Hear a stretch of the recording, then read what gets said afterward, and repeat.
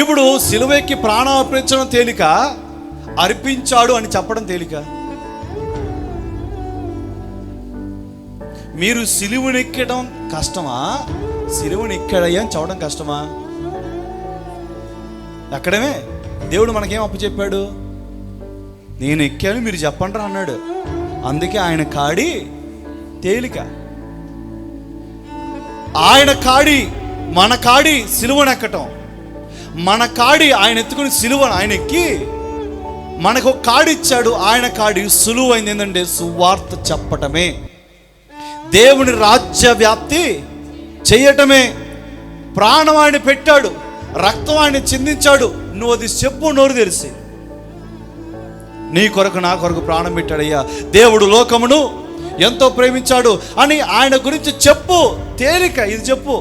పైగా నువ్వు ఒక్కడవే చెప్పు, నీలో పరిశుద్ధాత్మ దేవుడు మాట్లాడతాడు. నువ్వు ఒక్కడవే చెప్పు, నీలో నుంచి ఆయన వస్తాడు. నీ ద్వారా నువ్వు నించో, అంతే చాలు. జస్ట్ నించో, నువ్వు నిలబడంతే. నరపుతుడా నేను మాట్లాడుకుంటా, నువ్వు నిలబడంతే. నా కోసం నువ్వు భూమి మీద నేనున్నానయ్యా, నిలబడు, నేను వాడుకుంటా.